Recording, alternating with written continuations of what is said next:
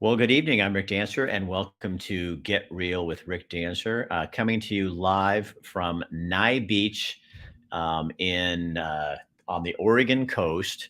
It was earlier an absolutely beautiful day. It's been like 73 in the valley, probably close to 63 here on the Oregon coast. And this is the kind of spring weather you hope for and you pray for, but you never really depend on because you don't know what's going to happen when you live in Oregon. So we want to thank our sponsors tonight. We got a really great show, and it's going to be a time for you guys that you can help out some local families. Michael Bryson disappeared 20 months ago tomorrow, out in the woods at a party. His parents have been on the show several times. Family. There are some sort of new developments that we're going to talk about, but we're trying to instigate this again, get this out there so people will kind of know. And hopefully, some of you might have some clues, or you might have heard somebody talking. Because a lot of times, if there's foul play, and we're pretty certain there's some foul play here, if there is foul play, usually these people will open their big mouths and try to brag about it, and that's when we get them caught. So we are really hoping that this will help tonight. And we also have another gentleman who's been missing for 6 months, Shane Springer, and he's disappeared. If I remember correctly, it was up the McKenzie. We have family members from Minnesota who are going to be on here to talk about that in just a second. But first, before we do that, I got my little live camera here. So I want to show you the Oregon coast. So hang on. I'm going to bring this up. I got to figure out how to do this now. Oh, that one. Okay, so here we go. Come on, come on. You have to put this on the right side of the screen or it doesn't work. All right, so there's that. Whoa. All right, there you go. See the little fire pits right there? That's them. And then there's the little pool. And this is the place. It's the Inn at Nye Beach. And Nye Beach is just right off. Oh, look, there's an Oregonian wearing a hippie tie-dye shirt. That's unusual. And there's Uquina Head. And that's the Uquina Lighthouse out on the showing you the right thing. Yeah, you can see that out there. So that's where we are. And I'm going to turn that sound down on that one. Oh, so let me pull that out of there. So that gives you a little view of the Oregon coast. Now, Kathy and I are walking down in the downtown area. Newport's like a fishing town. And so down on the port, a lot of tourists, a lot of hotels, candy shops, saltwater taffy, all that stuff that you find at the beach, those, shirts and all that crap. But there is a working cannery down there too. And since there's a working cannery, there's also fish. And there's also a lot of sea lion. But check this out. These are all the people just looking at the sea lion.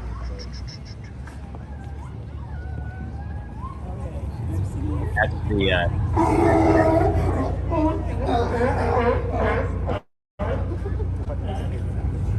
how big they are.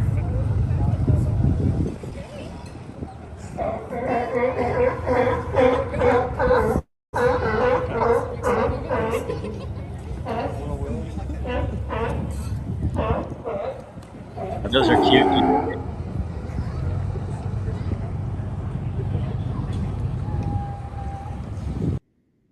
And I got to tell you, that is a fisherman's worst nightmare because sea lions are protected in Oregon and they eat lots of salmon and lots of fish and they really do not like them.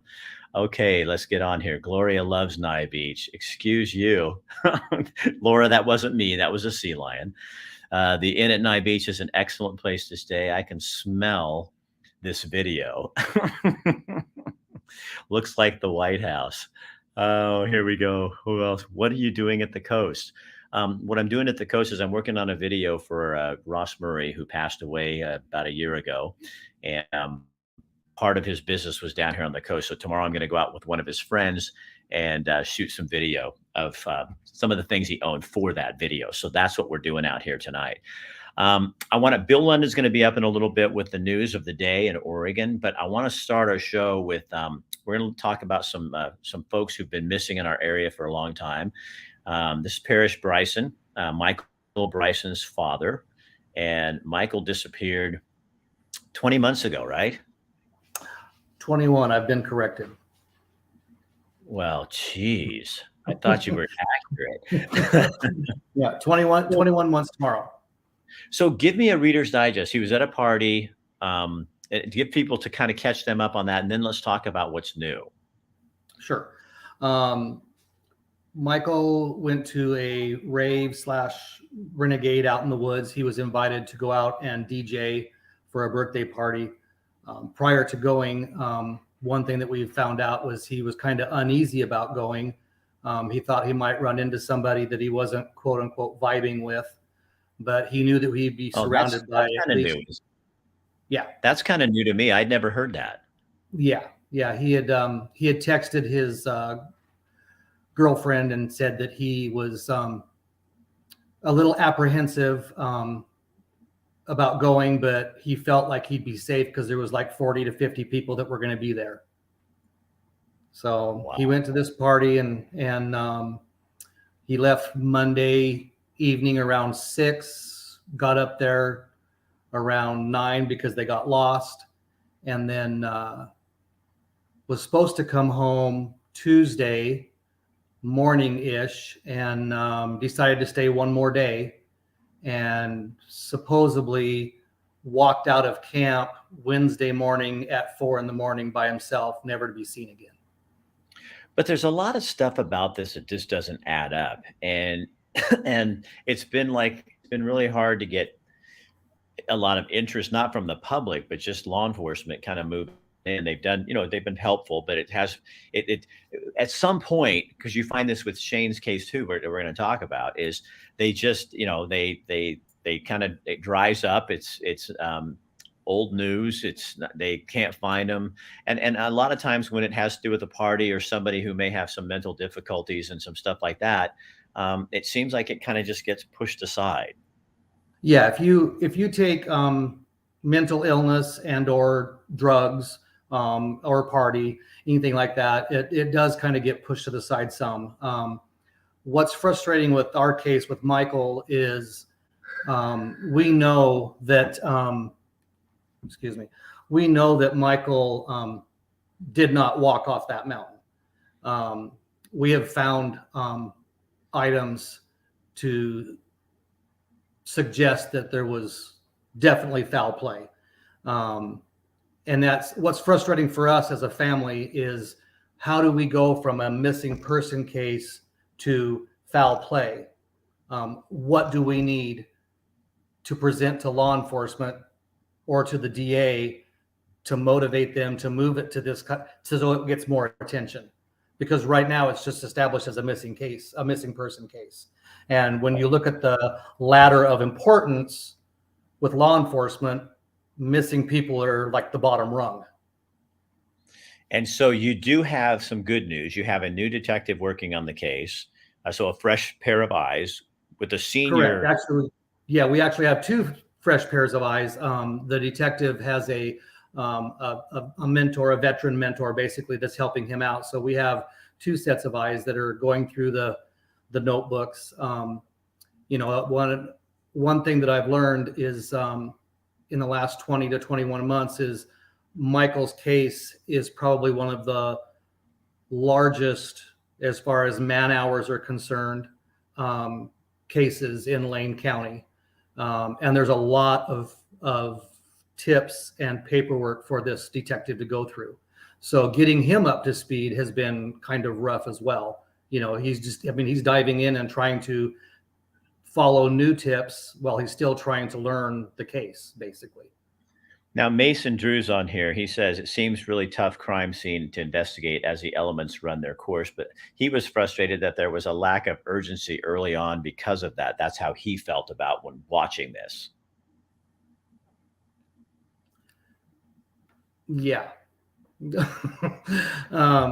Because of, we knew when we got there that we knew something had happened to Michael. But that was not the frame of mind with other people. And it took a while for them to understand that we're not just looking for a kid hunkered over a log or a stump somewhere that's passed out. That was the hard part, was getting everybody else on board that something did happen here and we need to find out what. And I think Michael was, or Parrish was so frustrating about that too. Is now we've got, okay, so I'm going to bring Misty and Stacy on here. So this is Misty and this is Stacy. And how are you guys related to Shane? I'm Stacy. I'm Shane's older sister. And I'm Misty, the younger sister. Okay, and these two are in Minnesota, and their brother Shane disappeared here in Lane County, up on the McKenzie, and then I mean, and Parrish and I could go on and on. There's Kim.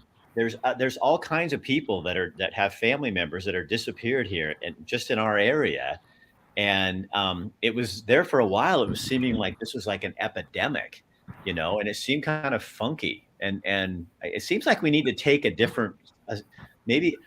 I don't mean, and I'm not trying to be critical of law enforcement, but maybe we got to jump on these things faster. If it was a kid that was in a car and taken away or something like that, it would be like stink on poop. You know what I mean? To find that thing, and because your relatives had some mental things going on or some drug issues or whatever it was, it doesn't seem to get taken as seriously. And I think that we need to take a different look at this now.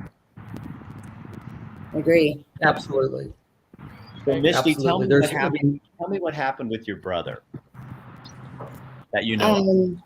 So Tuesday, November 2nd of last year, he was at a job site doing construction, building a home. He left at 9:30, 10 o'clock to go home. We still don't quite know why he would leave at that time. 10 o'clock is an odd time for him to leave. When he left his tools out and plugged in, was scheduled to meet with a subcontractor that afternoon. He goes home, and from that point forward, nothing makes sense. Like, you know, the folks there can't agree on who was there, who saw him. And so that's the last time that he's seen is that Tuesday, November 2nd. And Stacey, oh, go ahead. I'm sorry, Misty. Go ahead. Oh, I was just going to say then they supposedly on Wednesday morning, there's some text messages, calls to his wife. This is according to her, saying that he's lost his keys. There's some kind of things back and forth. He tells her where he is. I'm on Mill Creek where we saw the bear. Nobody can find him. They find his abandoned truck on Thursday and report him missing Friday. What? That seems kind of weird. And there's a lot of weird stuff in between all of that. So Stacy, how difficult is this for you two? Because you're in Minnesota. This is all the way out here in Oregon on the McKenzie River area up near Vida. And you guys, how do you know, it's hard enough for Parrish to get, you know, light a fire under someone's butt, you know, how do you deal with that? Well, it's just a waiting game. We have to wait, just sit and wait for phone calls from people. So we've been connecting with the people in the local area that have been helping do some things, you know, like hanging posters and doing things like that. But it's really hard just to wait, sit here and wait, and just, it's hard to get through the days some days when it's quiet. Do you have much hope left that he's still alive? I don't know. I don't think he is, but I hope he is, of course. But it doesn't look good. Go ahead. Sadly, Misty. I don't either, because he would never go this long without contacting family. But so now it becomes not, and this is for Parrish. This is you. I mean, you guys are certain that Michael's no longer living on this earth anyway. Yeah. So for all of you, it's just, how important is this to find their remains?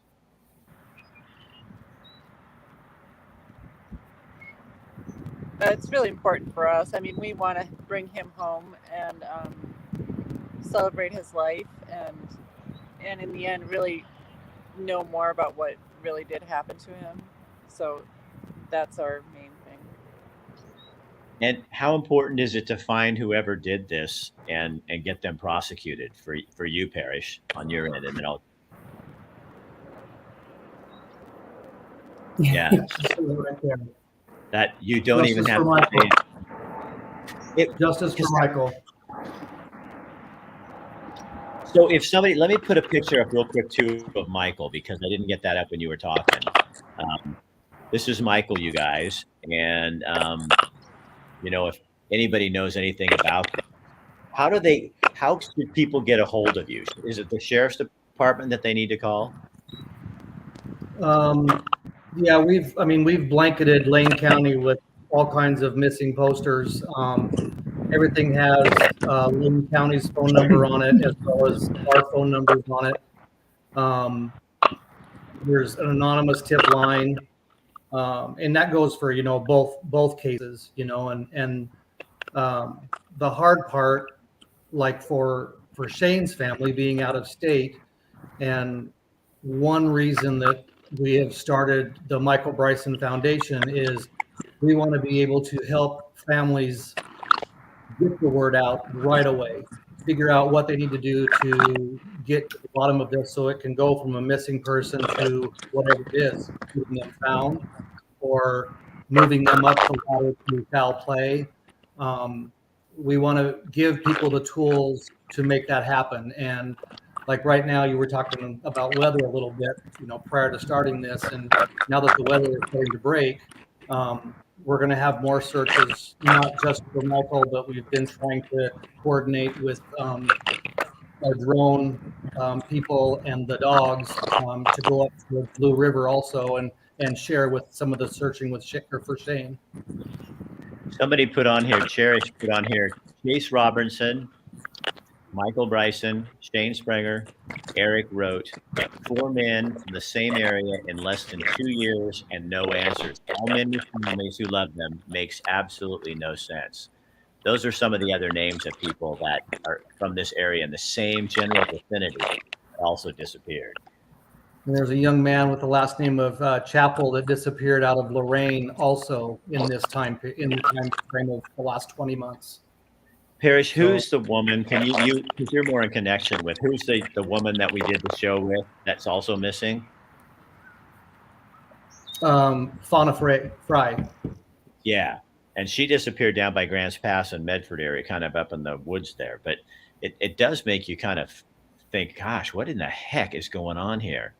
I don't like that our law enforcement, court system, and district attorneys aren't held more accountable for the lack of communication, for not taking these missing beings more seriously. Kate, you know what I love about what you just wrote? Human beings. Sometimes it feels like people spend more time looking for animals than they do human beings, if those human beings are not picture perfect and don't fit into the realm. And I can say that because it's my show, because I see this. So thankful for the Brysons advocating for all these families. Yeah. And, you know, here's another thing I will tell you guys. I call Michael or Parrish and I say, hey, let's do an update, because I know it's getting close to 2 years and blah, blah, blah. And then he always shares it with other people, with you guys, with Shane's family. He never wants to be on there by himself, because there's too many people going through this. Are people still harassing your family, Parrish? Yes. Yeah, we just had everything from false tips to, we've had 3 different scenarios in the last week where people have went into businesses and ripped down Michael's posters and have said things to the business owners. So we are going to start a campaign here in the next week. We've got a bunch of laminated posters that are a little larger that won't fade, and we're going to go down and blanket some specific areas that have been targeted. What kind of person does that? You know what I mean? To me, that's like going in and desecrating a grave. Who? I mean, I think there's a special place in hell for people who do things like that. And I would be pointing at there's got to be something wrong. People are saying they're really sorry that's happening. It's so unfortunate. These cases aren't investigated because that people don't or won't adequately fund law enforcement.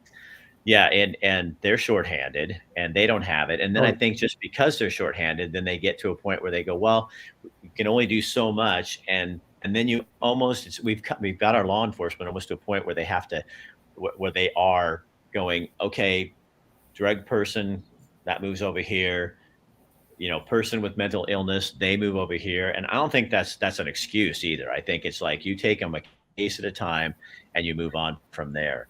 Drew says, why aren't these people being immediately detained and investigated after ripping a poster down? Good question. That's a really good question.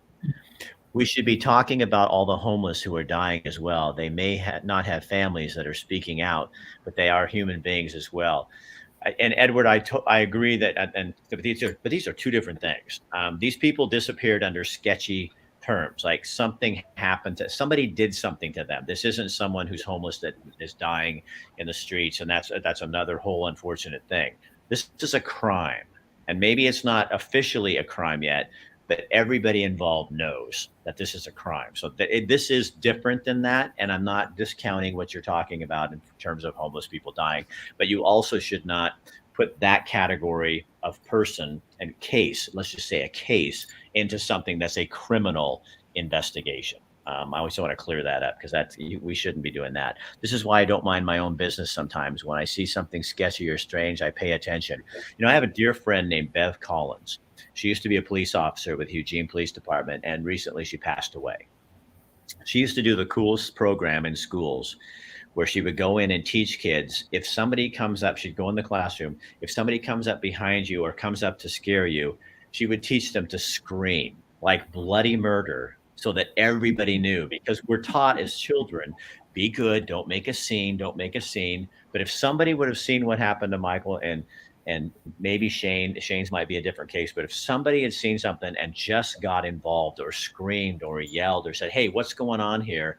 None of this would have to happen. I think you really see a lack of involvement by people. I have another friend, a woman who was accosted by some, I'm just going to say it, I don't care. They were homeless people downtown Eugene, and they were screaming, F you, I want to F you, and all this kind of stuff.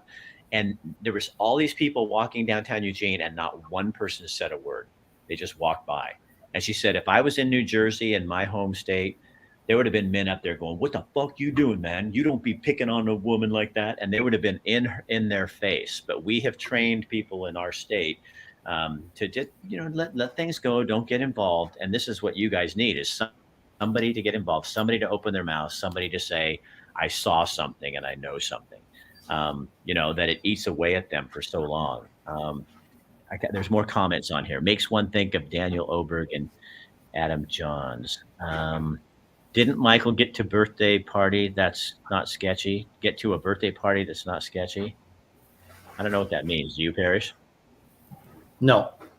I don't. And Edward says, Rick, there are homeless being killed, and that's the truth. You are wrong, Rick. The investigation stops as soon as it's homeless drug addicts. Do not discount what I'm saying. I don't mean to discount what you're saying, but I think it's a different issue here, and that is a crime too. Then if you're talking about that's a crime and people are doing it, I know people in some of the camps, and it's very dangerous, and there's a lot of homeless people that won't even go into those areas because it's so dangerous.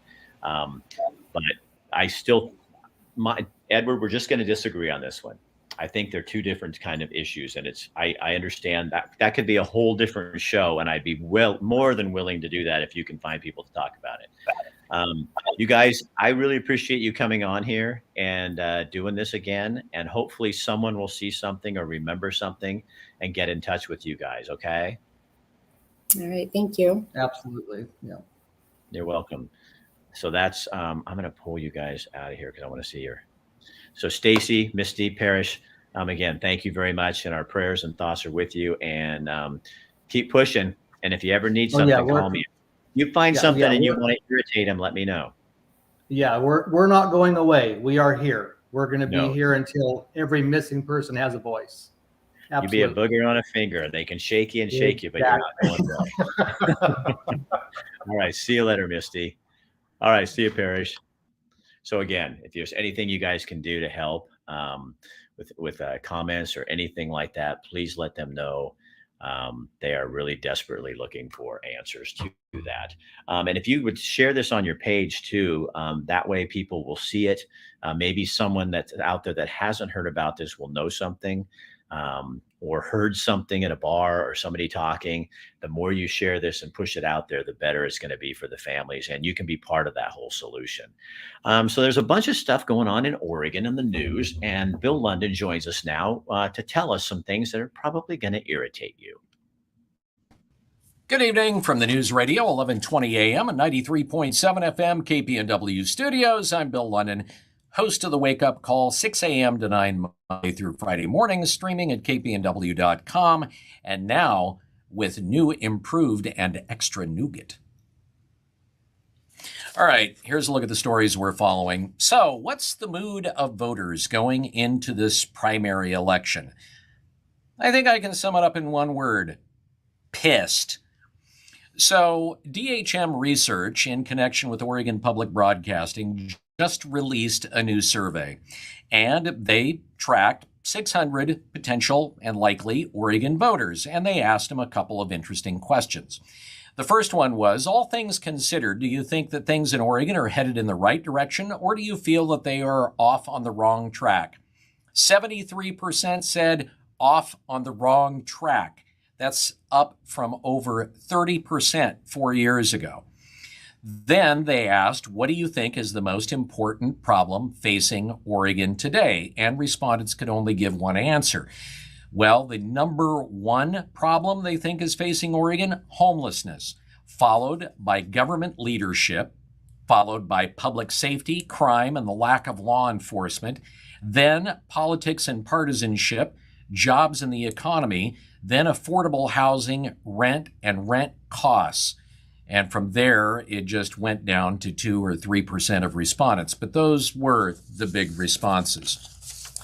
So, of course, this goes back to the announcement that there was a leak from the Oregon Supreme Court, and that according to a draft, it appeared as though the Supreme Court was posed to, frankly, undo Roe v. Wade. So as a result, people all over the country were holding rallies. There was one in Eugene last night at the federal courthouse that was peaceful. Then you have Portland. The Portland Police Bureau said that a large group of people caused damage to various businesses during a march.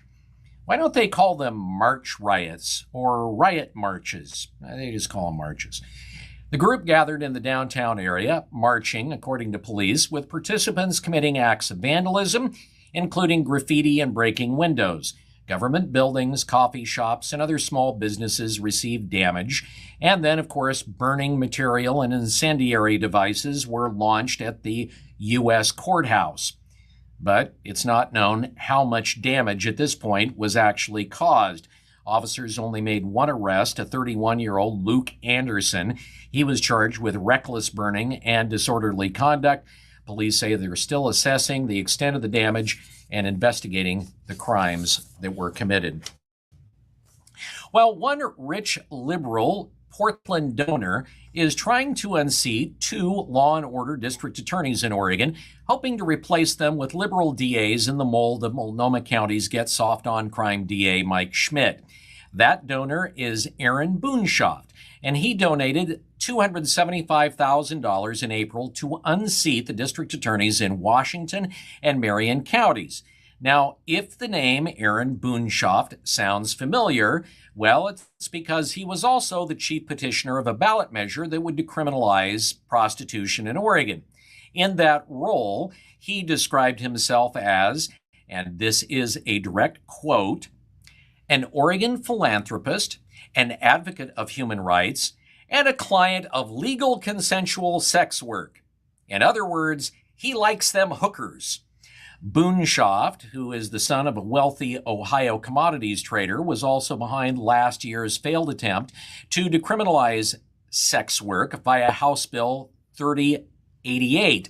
Boonshoft made 2 campaign contributions, one totaling $225,000 to Brian Decker, a public defender running on a progressive platform to unseat Washington County DA Kevin Barton, and he donated $50,000 to Spencer Todd, also a public defender running against Marion County DA Paige Clarkson. Barton and Clarkson are joint heads of the Oregon District Attorneys Association, and both are established prosecutors and are definitely get tough on crime. And both of those DAs have coincidentally been publicly critical of Governor Kate Brown releasing hundreds of convicted criminals because of COVID and her clemency of brutal murderers who were sentenced to life in prison without parole. Boonshoft, who refuses actual interviews and only sends emails to the press, was quoted in one of those emails as saying, "I'm passionate about advocating for human rights, and I believe we can create a world in which health, safety, and justice is accessible to everyone." And apparently prostitution available to everyone. Well, an Oregon state agency is now facing a class action lawsuit because of them releasing the COVID-19 vaccination data of more than 40,000 state employees. Elena Martinez of the Oregon Department of Corrections sued the Oregon Department of Administrative Services over the data release in Marion County Circuit Court. The class action suit alleges that state employees faced harassment and intimidation after the state released the data. The state claims the release was inadvertent, even though the list was sent to the largest media outlets in the state, namely the Oregonian and the Statesman Journal. By law, that information was supposed to be confidential. Those media outlets never published the vaccination status of individual employees, but the lawsuit alleges that the agency didn't protect the privacy of state employees. DAS shepherded the process by which all executive branch state employees uploaded their vaccination status, including the type of doses, into Workday, the state's online portal for workers. Governor Brown's order set that process into motion, saying if, state employees weren't vaccinated, they would be fired. The Department of Administrative Services promised that, quote, vaccine documents are only visible to HR partners, ADA coordinators, and COVID vaccine coordinators. The lawsuit says that Nettie Pye, Oregon's labor relations manager at DHS or DAS, also sent an email that said vaccination documentation is kept in confidential. The email told employees that it is separate and highly secured, only viewable by you and the roles responsible for managing the vaccine mandate requirements. Then, on October 18th, Adam Crawford, the external relations manager for DAS, sent out the spreadsheets of that confidential vaccine data to the media outlets. It included whether employees were vaccinated, had an exemption, or if human resources were reviewing their documents, and of course, who they were, where they worked, how long they'd worked, and the like. Later, the same day, the Oregonian published an article about the data release. 2 hours after the story was published, DAS sent out an announcement about the release to employees. The next day, several unauthorized people gained access to the data and used it to, in the words of the lawsuit, intimidate, threaten, harass, embarrass unvaccinated state employees. For instance, a Department of Corrections captain highlighted the names of unvaccinated corrections employees stationed at the Oregon State Penitentiary and posted them on a public shifting scheduling board. The lawsuit doesn't detail how unauthorized people got the data, but the lawsuit alleges the disclosure violated state law and that DAS was negligent by allowing unrestricted access to employee data in an unsecure way. This is the state of Oregon. What did you expect? All right, that's a look at the news. All right, get rolling, Rick. We need a little bit of real. All right, Bill, thanks for what you do. We appreciate you. So again, if you guys would share this on your page so people can help find Shane and also Michael Bryson, that would be super helpful. We want to thank Chris Dental Family Dentistry, where everyone is welcome, despite what your vaccination status is. They don't feel like that's their business. They feel like they're there to help you take care of your oral health. So that's what a dentist is supposed to do. We also want to thank Alvord Taylor, Endless Possibilities, an organization in Eugene that's looking for employees, people who want to work with people with different abilities. They have a number of homes, group homes in the area. They also service people in their homes. If you want to know more about that, you can go to their website, alvordtaylor.com. Just click on employment and find out more information about what they're looking for. And we want to also thank Buck's Sanitary Service. If you are looking for having a wedding this summer, if you're having any kind of special occasions, you need outhouses, washrooms, shower rooms. They even have, I don't have the video on here, but they have fancy ones for weddings that have the boy and the girls. You can talk to Scott or Lisa Weld over at Buck's Sanitary Service. Those are the people who sponsor us. And so if you're having an event, it would help them if you and us, if you would then sponsor them. All right, we'll be back here tomorrow night. And from Newport, coming to you live, we're going to talk to Darren Harbeck, a guy from McKinsey Bridge who is running for the U.S. Senate against Senator Ron Wyden. He'll be on our show, and we'll have much more. So we will see you later. Have a good day. And again, share this on your page. We appreciate what you do. Good night.